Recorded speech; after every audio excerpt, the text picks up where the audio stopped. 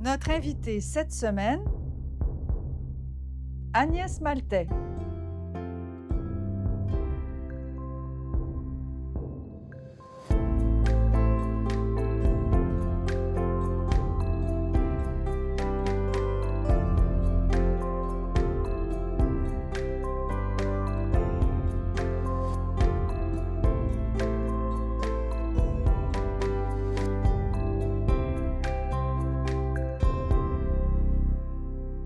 Agnès Maltais, bonjour, bienvenue à Mémoire. Merci. Bonjour, Pascal. Vous avez raconté au magazine Fugue que c'est à la faveur d'un projet de loi sur les unions civiles entre conjoints du même sexe que vous avez dévoilé et annoncé finalement votre homosexualité au caucus. Mais c'était comment de vivre dans un monde quand même traditionnel, conformiste? Ben, je suis habituée. Écoutez, je suis une gay qui a eu une vie publique depuis très, très, très longtemps, Mhm. hein, le théâtre. Même, je l'avais dit, je pense, à l'émission. Il y avait une émission de radio, je me demande si c'est pas à l'Université Laval, ce qui a précédé CKRL ou au début de CKRL, qui s'appelait Marie m'a dit, où j'avais dit, j'étais allée interviewer, j'avais 20 ans à l'époque. Donc, je vivais aussi dans le milieu artistique. Beaucoup connaissaient ma conjointe. J'étais gay de façon très ouverte. Mais quand tu tombes dans le milieu politique, c'est comme si tu atteignais une autre couche où personne ne le sait. Puis, j'ai jamais exposé Mhm. ma conjointe à la vie publique d'un commun accord. Elle-même, dans son domaine, ne m'exposait pas, elle est dans le milieu théâtral. Alors, tout à coup, j'ai comme découvert que ça avait une importance auquel je m'attendais plus, Une importance politique une finalement. importance politique Oui. et que le fait de le dire pouvait faire avancer la cause. Ce qui était à l'époque, le projet d'union civile, c'est Paul Bégin qui Mhm. menait le combat. À l'époque, il a été magnifique là-dessus. Il était ministre de la Justice et il avait organisé une commission parlementaire où il avait fait venir des parents d'enfants, des parents gays d'enfants. Puis ça avait vraiment débloqué la situation. Mais là, il restait à convaincre le caucus d'aller de l'avant. Puis Paul, un peu avant, m'avait dit dans le corridor, bon là, Agnès, je vais avoir besoin d'aide, Mhm. avec tout le sous-entendu qu'il y avait. Fait que, il y avait un homme qui était connu comme gay, André Boulris, un député, qui Mhm. s'était levé, bon, qui l'avait déjà fait, qui était très important. Puis à un moment donné, je me suis levée et j'ai dit, écoutez, je vous écoute, là. Puis j'étais en train de rêver de marier ma conjointe. Et là, j'ai vu autour de la table un petit ouf. Et, et puis j'ai parlé un peu. Puis après, un peu après, une ou deux interventions, parce que lui, il m'avait regardé avec des grands yeux, un député de la base, Benoît Laprise, un député du Lac-Saint-Jean, très religieux. Je m'en C'est un souviens. gars qui avait la croix de la communauté, qui était au cœur de la communauté catholique et tout, qui s'est levé et qui a dit mon Dieu est un Dieu d'amour. Laissons-leur la place pour s'aimer. J'en ai encore la voix qui tremble, mais Mhm. il nous a jetés à terre, il nous a émus. Bon, Mhm. j'ai amené ma participation au caucus, Mhm. mais après, c'est Benoît Laprise qui a emporté le morceau avec Mhm. sa phrase. Ouais. Par contre, quand je l'ai annoncé publiquement, c'était en 2003, j'étais la première femme publique. J'étais une des deux. J'étais la deuxième. Geneviève Vous Paris, ça voulez avait dire fait avant. pas OK. Public, même vraiment, là, qui disait oui, je suis homosexuelle. Mais à l'Assemblée nationale, j'étais la Mhm. première à le dire. Je ne sais pas si Mhm. j'étais la première, mais je pense que je ne l'étais pas, mais j'étais la Oui. première, la première à le dire. Euh, c'est parce qu'il y avait le groupe gay de l'Université Laval m'avait invité pour la journée de l'homophobie. Puis je suis arrivée, puis les bureaux avaient été dévastés la veille. Je trouvais ça incroyable. Oui, c'est donc vous saisissiez l'enjeu, L'enjeu, ouais. puis c'était en plein milieu universitaire. Des gens, normalement, là, des gens qui ont un certain niveau de Jeune et culture, ouvert. d'éducation, jeunes et ouverts, ben non, c'est la Mhm. pire. En tout cas, ça n'avait pas de bon sens. Fait que je devais faire une petite allocution. Puis j'ai pris le temps de dire, écoutez, moi, je suis gay. Mhm. Puis ce que ces gens-là viennent de vivre, ça n'a pas de sens. Puis j'ai expliqué pourquoi. Puis comment, dans la jeunesse, c'était un désarroi de découvrir au début, quand tu es dans un petit milieu, Oui, oui. que tu peux pas tenir la main de ton Ouais, amour. ouais. Tu sais, à l'adolescence, là, les gestes d'amour Mhm. sont si importants. Les homosexuels des régions ne le font pas, ne le vivent pas. Tenir la main de son amour sur la rue, l'embrasser, c'est quasiment interdit. C'est faire face à l'opprobre. Alors, j'ai tout parlé de ça, puis c'est devenu, Mmh. première page. Je fais encore, je le dis souvent encore, première page du Journal de Québec, c'était écrit: «Agnès Maltais avoue être lesbienne». Ma mère m'a appelé en pleurant et m'a dit: «Agnès, t'as pas commis de crime!» C'est le mot «avoue» qu'elle n'aimait pas. Ouais, oui, je comprends. C'est une belle personne, tu Oui. comprends? Elle défendait sa fille. Pourtant, c'est une dame qui était, tu sais, qui était rendue dans près de 80 ans. «Agnès, t'as pas commis de crime». C'est incroyable, là, vous racontez ça, on dirait qu'on est dans les Ouais, puis années, Louis, moi, je me souviens encore de ce matin-là. Il y a 2 personnes que je vais nommer parce qu'elles sont importantes. Louise Arel m'attendait dans les corridors, elle m'a vue arriver. Elle m'a ouvert les bras, puis elle m'a pris dans ses bras, puis elle m'a dit: «J'ai jamais été aussi fière d'être du Parti québécois». oh! C'était cute. C'était vraiment, ça m'a fait: «OK, j'ai l'appui de ma gang». Oui, mais donc c'est intéressant parce que ce que vous faites, ce que vous racontez là, illustre tout à fait ce que vous disiez sur le verbe «pouvoir». Oui, Parce et l qu'en fait, votre parole a donné un poids politique à s à la à communauté la et à et l'enjeu à la social communauté féminine aussi. aussi. Ah oui, tout à fait, Oui. absolument. Parce qu'ils étaient peut-être au courant, mais vous ne l'aviez pas dit publiquement. Ah Donc c'est le fait de prendre la parole en ah public qui oui! vous a donné du pouvoir. Puis je vais finir l'autre deuxième personne parce que Ah oui, Jacques pardon. Dupuis était, non, non, c'est correct. Jacques Dupuis était leader parlementaire des libéraux à l'époque, qui était au pouvoir.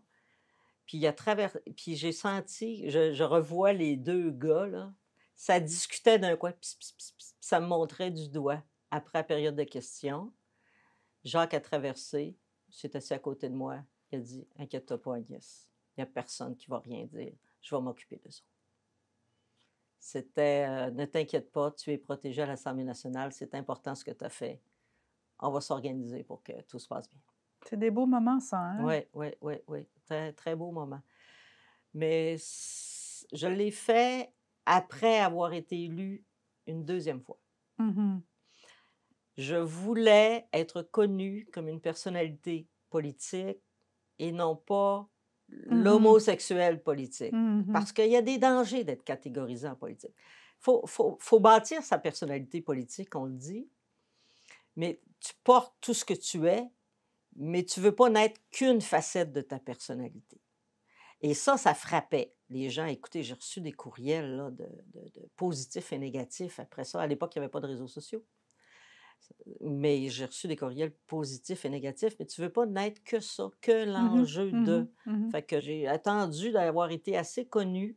D'abord, ça a eu un impact. Deuxièmement, les gens de ma circonscription me connaissaient. Je crois avaient commencé à m'apprécier. Donc, je pouvais me permettre ça maintenant. J'étais autre chose que, ce que ça aurait été comme image si ça avait Mmh. été dès la première année, la deuxième année de mon premier mandat. Mmh. Fallait faut asseoir son visage politique, mais ça m'a permis, si tu permets, Pascal, j'avais l'impression de réunir 2 images en une. Je suis devenue plus forte, plus confiante parce que j'étais plus dans le flou. C'est l'image qui m'est venue immédiatement. Je suis plus dans le flou. C'est clair qui je suis. Ça me fait un bien immense comme personne politique. Vous pouviez être entière. Entière. Mmh. Mmh. Il y a une campagne électorale qui se profile en 2003, qui commence de façon un peu chaotique avec l'affaire Gilles Clegg. Vous pouvez nous Ah raconter oui, ça? oui, oui, oui, oui. Ça, c'est aussi les risques, hein, C'est le risque. Gilles Kegg, que je connais bien, que je connais encore, que je côtoie, puis il était quelqu'un que je voyais souvent parce Qu'est-ce que qu'il faisait? lui, c'est l'infirmier des pauvres. Il est Mmh. extraordinaire. C'est un gars qui, de lui-même, a décidé de partir une organisation il est infirmier de rue, il va chez les gens, puis il va les soigner, puis chez les gens qui n'ont plus de contact avec Mmh. personne. Il s'occupe vraiment des démunis socialement, puis Mmh. qui ont des problèmes physiques. Fait Mmh. que Gilles a monté toute une organisation de bénévoles et tout ça, puis c'est extraordinaire ce qu'il fait, et vraiment. Puis, il recevait Jean Charest pendant la campagne, puis j'ai appelé Gilles, j'ai dit: «Mais pourquoi? Qu'est-ce qui se passe? Es-tu en rupture avec nous, avec moi, puis il dit: «Je pense qu'on a besoin d'un bon coup de fouette en santé», puis moi, j'y crois. «OK, correct Gilles, c'est correct. On va rester toujours amis, puis inquiète-toi pas, des fois, il avait besoin de sous, je serai là», mais évidemment, la campagne électorale s'est emparée de Mmh. ça, là, J'ai discuté avec Gilles publiquement à la radio, mais là, les libéraux ont repoussé dessus. Il a fait une sortie contre moi. Ça a été très triste. Ça a fait un peu déraper la campagne pendant 2 jours. J'ai trouvé Mmh. ça terrible. C'est ça le risque. Ceci dit, j'ai une belle petite carte de Gilles qui dit que plus jamais il se mêlera de politique puis qu'il s'excuse. Ouais, Mais lui-même a été surpris de ouais, l'ampleur de la discussion, mais c'est ça la politique. Mais ce que j'ai trouvé dommage, c'est d'entraîner quelqu'un qui ne voulait que du oui. bien. Mmh. Moi, j'ai fait une erreur. Mmh. Tu n'aurais pas dû l'appeler. J'ai appris ça. Même à tes amis en campagne électorale, tu ne fais pas ça. Mmh. Puis deuxièmement, lui, c'est de l'avoir entraîné là-dedans. Ouais. Quoi qu'il en soit, vous avez été élu et face à un gouvernement majoritaire, donc libéral, et vous devenez porte-parole pour la capitale nationale. C'était quoi les principaux, dossiers qui vous mobilisaient, à cette époque? Oh, à l'époque, on avait commencé les travaux sur la promenade Samuel de Champlain. C'était énorme, la discussion qu'on avait eue sous l'égide c'est Paul Bégin qui était ministre responsable de la capitale. Il avait réservé des terrains, puis on préparait la promenade Samuel de Champlain. Alors, on voulait que ça continue. Mmh. Ça, puis c'est encore quelque chose de majeur à Québec. C'est tout à coup de retrouver le fleuve, de retrouver cette Cet accès. proximité-là, cet Mmh. accès-là, ça, c'était majeur. Et la continuation des enjeux économiques sur le territoire, parce qu'on avait développé mon Dieu, CNNTQ, tous les carrefours sur les nouveaux médias qui faisaient que tout le Saint-Roch ancien était en train de se Mmh. moderniser, tout la poussée économique de la capitale nationale était en train de se faire, là. Mmh. Puis il y avait les fusions municipales qui se préparaient, qui avaient été faites et là, il y avait des villes qui voulaient défusionner, alors il y avait des projets de loi là-dessus. Ça, c'était les dossiers majeurs de l'époque. Puis, vous avez été, plusieurs fois, je pense, courtisée pour la mairie. Ouais, j'ai été courtisée pour la mairie un peu. Et qu'est-ce qui a fait que vous avez refusé? Finalement, Ah! vous n'avez jamais plongé? D'abord, j'ai vraiment fait le choix de l'Assemblée nationale. Mmh. Moi, j'avais le goût de ça. J'avais le goût de m'occuper de toute la nation. Je pense que c'est là aussi qu'on peut avoir les clés pour faire un pays Mmh. et je crois beaucoup à la souveraineté du Québec. Je le veux encore. J'en ai encore l'espoir. Il y a aussi les clés de développement économique sont là. Mmh. À l'époque aussi, les villes avaient moins de pouvoir. Mmh. Ils étaient plus considérés comme ce qu'on appelle des créatures du gouvernement. On entendait encore l'expression à l'époque. Alors, non, ce que je voulais faire, pour l'action que je voulais faire, moi, c'était beaucoup au niveau national. Vous êtes présidente du caucus. Quand a lieu le vote de confiance à propos de monsieur Landry, Ah, qui va quitter la politique? Comment vous avez vécu ces moments? difficilement, parce que, à l'époque, je m'en souviens très bien, le Parti québécois, s'il y avait une élection, le lendemain matin, on aurait gagné, on était très haut dans les sondages. Alors, tout à coup, des changements de chef, là, ça provoque des choses. Mmh. Ça a été un grand dérapage. Après ça, il y a eu 4 chefs du Parti québécois en quelques années, là. C'est terrible pour un Mmh. parti, ça. Mmh. Heu, Monsieur Landry était assez aimé, mais il y avait plusieurs personnes qui pensaient qu'étant donné qu'il avait subi la défaite de 2003, il devait partir. Mmh. Alors ça s'est reflété dans les sondages. Mmh. J'étais là. J'étais une des personnes qu'il a rencontrées tout de suite après. Il y avait 3 ou 4 personnes et on nous l'a dit avant que ça apparaisse sur Oui. scène. Puis, j'ai dit: «Monsieur Landry, êtes-vous sûr de votre coup? C'est peut-être Mmh. pas une bonne idée. Vous devriez rester, vous devriez tenir». Puis il a dit: «Non, Agnès». Puis là, il était très ferme. Oui, «Ma décision», je m'en c'est souviens, déjà, je décidé. le vois devant moi. «Ma décision est irrévocable», mais son corps était raide, tu sais, Mmh. il y avait quelque chose de difficile pour lui à faire. Alors oui, j'ai vécu ça, j'ai vécu la soirée ensuite et j'ai appris. J'ai dit: «Au fait, qu'est-ce qui se passe après?» Puis là, je me souviens très bien de Sylvain Simard qui se tourne vers moi, ben, il dit: «C'est la présidente du caucus qui est notre chef». Alors pendant 24 heures, j'ai été chef de l'aile parlementaire du Mmh. PQ. Mmh. Et là, il a fallu tout préparer ensuite. Mais le lendemain matin, j'étais sur scène à la place du chef. C'était difficile parce qu'il y avait beaucoup, beaucoup d'émotions chez les militants et militantes. Tu sentais un profond regret de cette décision-là. Mmh. Beaucoup de gens me disaient: «Ouais, mais j'ai voté contre pour pas qu'il passe trop fort». Mmh. Aujourd'hui, je pense que ça a donné une leçon à tout le monde, hein. Les votes de confiance, là, quand tu votes non, il faut que ce soit parce que tu as une conviction. Quand tu votes, là, tu votes sur une conviction. Mmh. Faut pas voter. Voter stratégique, des fois, là, c'est très délicat. Tu contrôles que ton vote. Tu contrôles pas celui des autres. la conviction, les valeurs sont extrêmement importantes, quel que soit le vote. Donc, vous êtes élu une troisième fois dans Tachereau. Vous devancez la candidate adéquiste de plus de 3000 voix, donc c'est quand même un gros message. Et vous êtes la seule péquiste dans la Ouais. capitale nationale. Comment vous avez interprété la popularité de l'ADQ, de ce nouveau parti finalement? Oh, je pense qu'il y avait, la montée du nationalisme non f ni fédéraliste, ni souverainiste, mais nationaliste, c'était le début de ça. Mhm. Mais il faut savoir que Mario Dumont avait à l'époque profité à son pas nécessairement volontairement, mais profité d'une déclaration qu'il avait faite sur, les accommodements raisonnables. Mhm. Ça avait Oui, ça avait soulevé très fort le Québec à l'époque. Ça avait commencé le débat qui allait mener à Bouchard-Taylor et ensuite à oui, la loi 21. oui. Mais, cette vague-là de nationalisme, poussée par ce débat-là, l'a amené à être 2e, ce qui avait été écoute, on s'y attendait un peu Mhm. parce que, je me souviens très bien que juste avant, au bye-bye de l'année d'avant, il avait été présenté aux Québécois, Québécoises. Silence, s'il vous plaît. Les petits amis, on va faire notre entrée à l'Assemblée nationale. Est-ce qu'il y a quelqu'un ici qui peut dire à Mario qu'est-ce qu'on va faire à l'Assemblée nationale? Mais là, on s'en va à notre cause. S'il vous plaît. Pas tous en même temps, on lève sa main. OK, toi. Mais ça avait été un choc. Nous autres, on avait fait oh là là Le là symbole là était là. fort. Le symbole était fort, oui. Vous rassurez votre monde toutefois en disant, et je vous cite dans le quotidien La Presse, je vais veiller à ce que la flamme progressiste et les valeurs sociales soient présentes dans la capitale nationale. Est-ce qu'elles étaient en danger, ces valeurs-là? Ah ben oui, la DQ était forte dans la région et je ne pense pas que la DQ se soit définie comme profondément social-démocrate. D'abord, n'était pas souverainiste. Mario, je pense, à l'époque, l'ADQ ne se déclarait plus souverainiste, même si Mario Dumont et l'ADQ, à l'époque, avaient participé au oui, Mhm. au gang du oui, Pendant le pendant le référendum? référendum de 95, mais là, elle ne se définissait pas comme ça, pas très progressiste, à mon avis.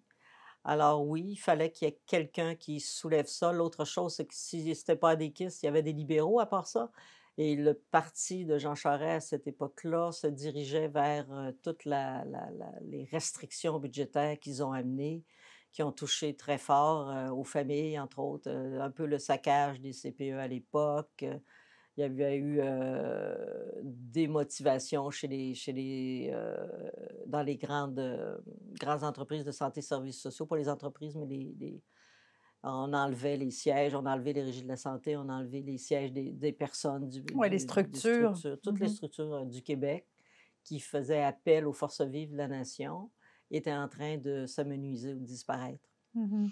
Et je pense qu'il fallait une voix pour rappeler que non, il y avait des gens dans la capitale nationale, partout au Québec, mais dans la capitale nationale, qui avaient encore ces valeurs-là au corps. Mhm. Et Tachereau, vous avez vécu, vous, des moments un peu, enfin, comme sûrement plein de députés, beaucoup de députés, mais des moments dramatiques avec certains des citoyens qui étaient mal pris dans votre circonscription. Tachereau, quand j'avais Limoilou, je dis je, là, je m'excuse, là, il y a des On gens qui comprend. m'appellent, il y a C'est des gens, affectif, c'est oui, il y a des affectif. gens qui m'appelaient Madame Tachereau, ils se trompaient, c'était très drôle. Alors, Tachereau, à l'époque, comprenait Limoilou. Donc, quand j'avais Limoilou, plus le centre-ville, Saint-Roch, Saint-Sauveur, Saint-Jean-Baptiste, Vieux-Québec, j'avais dans la liste des organismes bénéficiants du programme d'organismes communautaires, j'en avais 50. Dans une circonscription, vous imaginez-vous, j'avais 60 des organismes culturels. Fait que Ouais. tous ces gens-là, leur siège social était là. Mais donc, pourquoi ils étaient là? Je pense aux organismes communautaires. Parce que la clientèle était là, parce que les démunis vont dans les centres-villes. Les Mhm. centres-villes, je l'ai toujours dit, les centres-villes, c'est des endroits d'accueil. Mhm. Tous les centres-villes, c'est là qu'on va retrouver que se réunissent les gens qui vivent l'itinérance, les gens qui vivent la toxicomanie, les services s'installent là, tout ça Mhm. s'ensuit. Donc, il y a beaucoup, beaucoup de monde qui vit ça. Puis mon bureau de comté était devenu un refuge aussi. Puis je pense que le fait que j'ai une réputation de personnel extraordinaire, j'avais un personnel extraordinaire, là, Caroline, Jacques, Suzanne, tout ce monde-là, c'était des gens extraordinaires. Votre équipe. Mon équipe était, souvent je les prenais dans des travailleurs sociaux ou des gens qui avaient travaillé dans les organismes communautaires, j'avais pas le choix, ça venait du tissu social dont il fallait que je m'occupe, était renommé. Je sais que l'exemple dont j'aime parler, c'est on est arrivé un lundi matin au bureau de circonscription qui est à l'intérieur d'un édifice. Et il y avait un homme qui était couché devant ma porte à l'accueil. Il avait passé sa nuit devant la porte du bureau par terre. On lui a demandé son histoire. Le vendredi après-midi, sa maison de chambre était passée au feu. L'homme, évidemment, là, les secours sont mis en branle. Puis là, lui, il attendait son chèque d'aide sociale à ce moment-là. Il n'y avait plus de sous, il n'y avait plus rien. Il y avait un petit sac avec ses médicaments. Parce que c'était un ancien toxicomane et un ancien alcoolique. Et il a réussi à sauver ça. Après ça, l'aide sociale lui a dit, bon, où est-ce qu'on va vous trouver? La Croix-Rouge y a trouvé une chambre, une autre chambre. Puis l'aide sociale voulait l'aider. Mais ça, il prenait un lieu de résidence et il a refusé la chambre. Pourquoi? Parce qu'il disait, écoutez, Mme Maltais, c'est tous des alcooliques qui sont là. Ils se passent. Si je vais là, je meurs, je retombe, je ne veux pas y aller. Il a refusé la chambre, donc l'aide sociale a refusé de l'aider. Fait que s'est retrouvé un vendredi soir à 5 heures, les bureaux fermés, avec son petit sac. Il a passé la fin de semaine à chercher de l'aide, dehors, dans la rue. Heureusement, c'était le début de l'automne, je pense. Puis, il y a finalement quelqu'un qui a dit, ben va voir Agnès Maltais, elle va pouvoir t'aider. Peut-être c'est la seule qui peut te sortir de là. Puis, je suis très fière de cette réputation-là. Alors, il a demandé au gardien de l'édifice de le laisser rentrer. Et le gardien, me connaissant, a voulu y accepter. Fait qu'il l'a laissé dormir là. Puis le lendemain, ben, on lui a donné un café. Puis on l'a pris en charge. Et le soir, il y avait une chambre. Puis il y avait de l'argent dans les poches. Ouf! Wow. Mais ça, c'est une histoire plus dramatique que d'autres. Mais c'était du quotidien, là. C'était du quotidien. C'est loin de ressembler au lieu de l'Assemblée nationale. Non, mais ça, c'est la vraie vie des députés. Exactement. Il y en a plein. Tous les députés peuvent vous conter des histoires. Une dame qui arrive en pleurs, elle s'est enfuie de Montréal avec ses enfants. Elle ne sait pas où sont les maisons d'aide et tout. On lui trouve une maison. Il y a un appartement disponible. Quand l'appartement est disponible, on appelle le service d'entraide Basseville. On la meuble au complet pour à peu près 10 $. Puis après ça, ben, mon personnel et moi, on est allés faire l'épicerie. Tous les députés peuvent raconter des histoires. C'est votre quotidien aussi. Mais moi, j'en avais beaucoup. Je dois dire que j'en avais beaucoup. Puis je n'étais pas contente qu'il y en ait beaucoup, mais j'aimais ça. Je m'en occupe. Je comprends. Agnès Maltais, merci pour ces entretiens. Ça me fait plaisir. C'est vraiment agréable.